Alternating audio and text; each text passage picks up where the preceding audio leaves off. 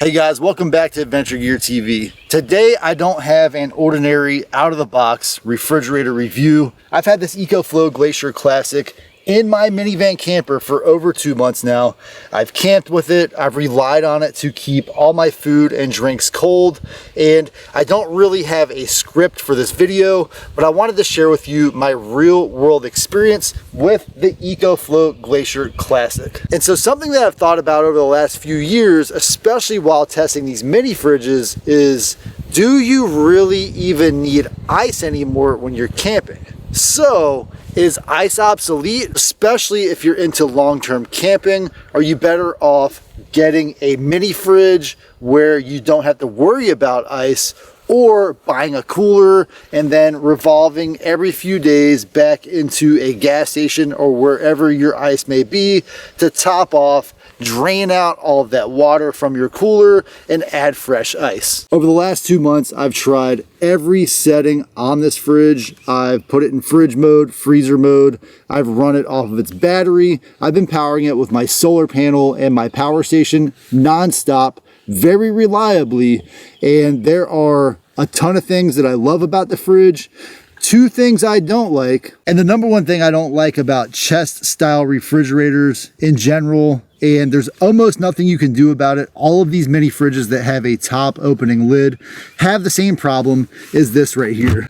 I've used this thing for 2 months. I have not had a chance to clean it out inside. You got a little bit of grime in there from some of those meals that I cooked. And it also accumulates condensation. So everything at the bottom of the fridge is just a little wet, moist, and a little grimy. And unfortunately, as I said, with these chest style fridges, there's basically nothing you can do. Every once in a while, you do want to empty them out, clean them out, and otherwise you're gonna have quite a bit of mess in there. Future me, I've got to go back, and before I get any further into this video, I want to let you know that EcoFlow sent me this Glacier for this test review. They don't have any control over what I say. They didn't pay me. So let's get back into the video. The first thing I love about this fridge is it does have an XT60i input. This allows me to, in this case, I have it running off of my power station, but my solar panel also has an XT60i output. So if I wanted to, I could power this directly off of my solar panel. If you've been watching this channel for a while, you know that originally one of the issues with the minivan camper in general was to keep the fridge charged through a power station, and in this case I can cut out that middleman power station, use that accessory battery that I have in here, and essentially top it off every day with the solar panel. This model has the handles stowable. These handles combined with the 2 handles are rated to carry up to 220 pounds, which you're never going to put 220 pounds inside of this fridge unless you're putting something like lead or ammo cans in it. Another great factor that EcoFlow has put into this fridge that I think is perfect for its long-term efficiency is that every side, top, bottom, all 6 sides have at least 2 inches thick of insulation. This is a first for essentially any of the fridges that I've tested on this channel. I've powered the Glacier with my EcoFlow Delta Pro 3. This thing is an awesome source of power. It is definitely overkill for a minivan camper, but I do like to go as long as I can off-grid. The number one accessory that I've added to this combination to keep this thing ready for an off-grid solution is that XT60 to USB-C adapter. I think I paid about $8 for this.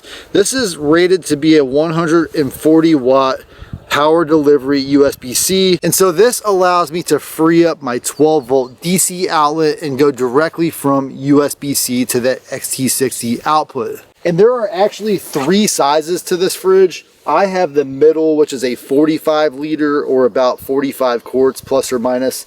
They offer this in a 35 liter. The 35 liter is a single zone fridge. The 45 and then the biggest one, the 55, are both capable of being dual zone mini fridges. Putting the refrigerator in dual zone mode is actually very easy. It's so easy that for me to do it, just to show you, I'm going to take off this lid entirely, which pops right off. And both sides of this lid have these very simple trigger mechanisms. Once you release the trigger, these pins release and the lid pops right off. And before I show you guys, just please keep in mind, I have been in and out of this minivan camper, camping on the weekends, working throughout the week. So it is somewhat of a mess in here. Please bear with me, but it's super simple. You just pop this little mechanism, pull this up, and then as soon as I, again, pardon the mess, as soon as I get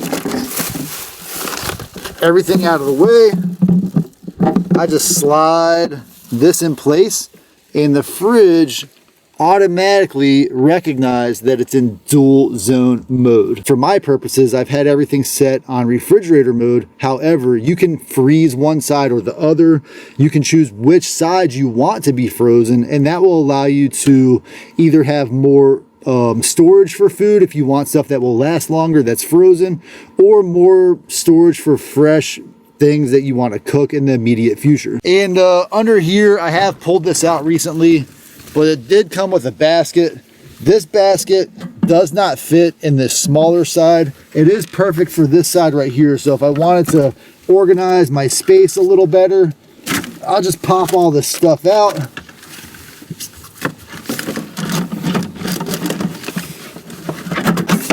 And pop that basket in place. Couple things that I have seen which I kind of disagree with are, first of all, a lot of folks have said that this can double as a cutting board.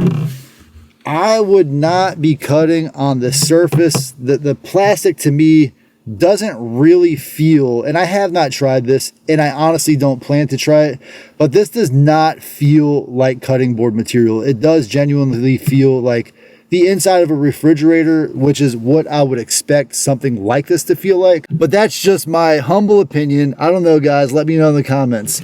Would you use this as a cutting board? Do you think that's something that you want to be cutting on? It sounds like my fridge is telling me that my door is wide open. That's got to be what that sound is. Pretty crazy. I've never had the door open this long, and it is telling me to put the lid back on because I'm wasting energy, which is another one of the great points of this refrigerator. So although the lid is completely removable, I did notice this time when putting it on that it does go on in a single direction. It did not lock into place facing the wrong direction, and so keep that in mind. If you pull this lid off, you're having problems putting it back on, it's probably in the incorrect orientation.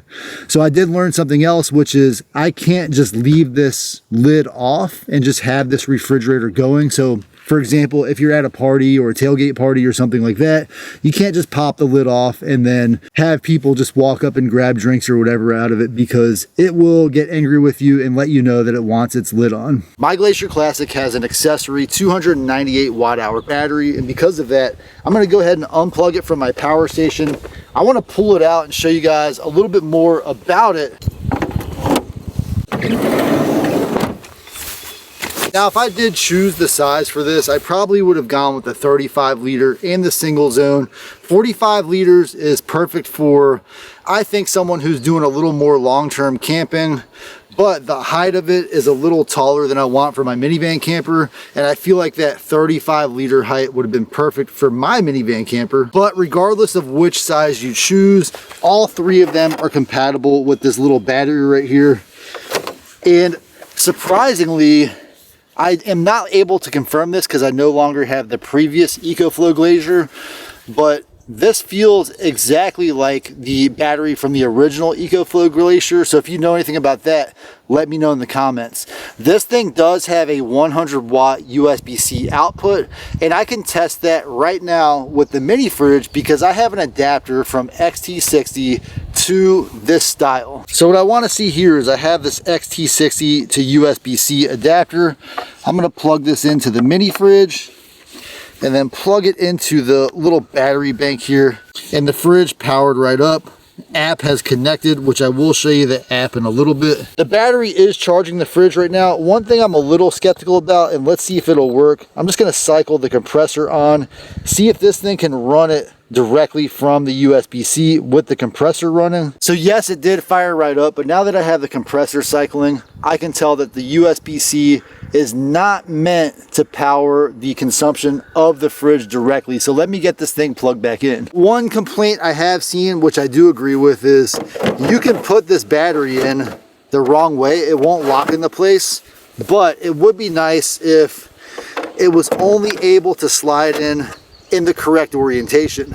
Do you hear that? Actually, you don't, because this thing is whisper quiet. Man, I actually cannot believe how quiet this thing is. And like I said, I have had this thing in the minivan for 2 months. So I want to show you kind of some of the wear and tear over just 2 months that I've experienced, starting with the display area. And if you could just see some of those scratches, there's a little bit of scratches everywhere. So if you are using this thing quite a bit, it is going to get scratched up, especially right here above and on the display. A little bit of scratching everywhere. Overall though, the fridge is holding up pretty good.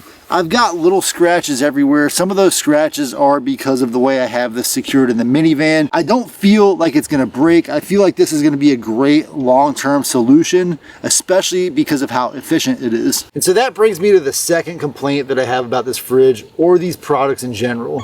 This thing is a little more expensive. This is a case of you get what you pay for. So you pay a higher price, you get a better quality product. On top of that, this thing does have that optional battery, which when combined with the right solar panel combination could eliminate the need to have a separate power station that continuously runs the mini fridge. And so that brings me to the question that you all are here to get the answer to. And that is, would I buy this fridge if I had to? And as I've said in the past with some of the more expensive items, if money was not an issue, I would absolutely buy this fridge, keep it in my minivan camper. Cost is always going to be a significant factor in any decision, especially when it comes to your camping, your adventure gear needs. I have had pretty good success with EcoFlow products overall. I haven't had any problems with any of the products that I've tested, and over the last several years, EcoFlow has made every iteration of all of their products better and better. They've just come out with the Wave 3 air conditioner, which I plan to test in the next few months, and then this Glacier Classic, which a lot of folks wonder, why are we calling this the Glacier Classic? Well, we had the original Glacier, which was essentially the first of its kind with its ice maker. I use that ice maker quite a bit, but after several months of traveling with that mini fridge, I did stop using that ice maker because it did start to get a little dusty inside. Everywhere I go has a lot of dust, and that thing was not perfectly sealed, so I'm definitely glad that they eliminated that ice maker. Ice makers in general are just something that require a lot of maintenance to keep clean. If you have any questions about it, let me know in the comments. I have had this thing for several months. I've been using it. I plan to use it for at least a month or two more just to make sure I get the full experience. It's been running nonstop. It's never shut off, which is a huge factor for me because with some power stations, if I come back, they run out of power, then the fridge is dead, whatever's inside is spoiled. However, because I've had this extra battery on these more overcast days, if my power station does run out of power, I do have that battery that will keep me going for at least another day or two, allowing me to get some juice back into those batteries. You guys have probably heard this in the past on this channel. I absolutely love this EcoFlow app. It's the same app that you've had for all of your EcoFlow products, everything all in one place. Right now I've got the fridge, which I'm glad I had open this app. It has a recommended, if you guys can see that, it has a recommended, hey, we want to keep your carrots cool, your carrots and your hamburgers. Drinks 41, wow, okay. So actually my preferred temperature is just that straight 37 degrees Fahrenheit. That's because the fridge does fluctuate a little bit. It will allow itself to get a little warmer, and then it will cool itself below that, usually within a 4-degree range. I keep it on Eco. You can put it on Max. Max mode will tighten up the range of the internal temperature. So on Max, it'll keep it more within like plus or minus 2 degrees. On Eco, it's plus or minus about 4 degrees. I also like to keep the child lock set, and that's because the way I have it set up in my minivan camper, as I get in and out, if I rub a button, it will prevent me from changing any of the settings. Or for example, if something falls on it and sits there, it's not gonna, turn off or change anything that I don't want it to change. Going into the settings, you've got a couple things here. I, of course, always name all of my EcoFlow items. EcoFlow Glacier Classic, in this case, Adventure Gear TV. It's in my Adventure Gear TV space. I don't have any device sharing, but suppose you're traveling with a partner or you have your setup with a partner, you want them to be able to access this thing through the app. You simply add them through that invitation process. Going on, the beeper can be annoying. I've had the beeper come on while I'm sleeping. It does sometimes wake me up, but you can simply turn it off. In my case, I'm going to leave it on. Temperature alarm. I like this option. I'm going to put that on. What this will do is it will let me know if the refrigerator is not performing as desired. Whether it gets too hot or too cold, it will send me an alert. That way I can go in, check it out, see what's going on. Car battery protection. Keep in mind, I primarily use lithium iron phosphate batteries, or in this case, that nickel manganese cobalt that is inside of this one. I love this feature. If you're really interested in the longevity of your batteries, you can go to a 10% or so maximum discharge, a 90% maximum recharge. You know, in here it says recommended 20%, recommended 80%. I don't really need that feature. This thing will still last several years without even using that protection setting. Going on, more settings. Units, you know, this is the United States, so I'm going to keep that in Fahrenheit. My partners over there in the other countries, you do have Celsius. Screen timeout, I like to keep it, you know, 30 seconds is plenty.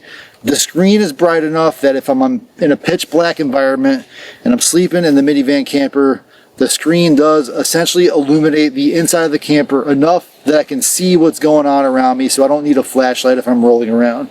So if I really wanted to keep that kind of night light on, I would set this on never. But for me, I like to sleep in the dark as much as possible. I'm going to keep it on 30 seconds. Simple mode, very interesting. This mode, the adjustable temperature range is limited to -20 to 10 degrees Celsius or -4 degrees Fahrenheit to 50 degrees Fahrenheit. I'm just going to leave it as it is. It's not in simple mode. I don't have that issue right now. Auto join my Adventure Gear TV network, which is attached to the roof of my minivan camper. Let's see, my firmware was up to date, but it will not let me update unless I plug it in, which is fine. Loading the specs. I'm not going to go over all the specs today. Like I said, I have the 45 liter model. They have a 35 and a 55, and that is about it for me in this app. One thing, the last thing I want to show you, I'm going to pull this divider out and I'm going to set the divider inside the fridge, and the fridge, boom, it recognized immediately that I have it in dual zone mode. Again, I don't really use the dual zone mode. I don't have any freezer stuff that I want to keep in here, and so for that reason, I'm going to keep mine in single mode. I've got one more gripe. This is just a gripe. I mean, it's not a huge problem, but if I let go of that lid, it just wants to close. And so, great, hey, that's going to save me power when I'm out and I'm with my kids or something and they want to just pull stuff out and leave the fridge open. But suppose I'm coming out of the grocery store, I've got 5 bags of stuff I want to organize.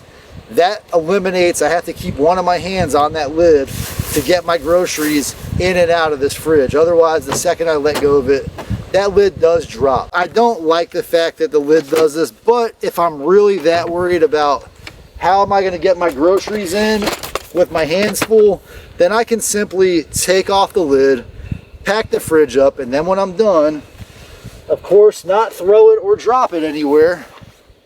Try to keep it relatively clean, and then pop my lid back in place. And I did it before that alarm started yelling at me. I don't recall exactly off the top of my head how much this thing weighs, but this is not something you're going to be taking from your vehicle out to your site on the beach, unless you have something like a wagon or something like that. That is another feature that this one no longer has that the original Glacier had, which is wheels. But in all honesty, I never really used the wheels anyway because I kept it primarily in my minivan camper. But I think that's about gonna do it for me in the EcoFlow Glacier mini fridge. Thanks again to EcoFlow for sending it for this review. Let me know what you think in the comments. Is this the kind of mini fridge that you want for your minivan camper or other camping adventures? Otherwise, check out this video here and I'll see you on my next adventure.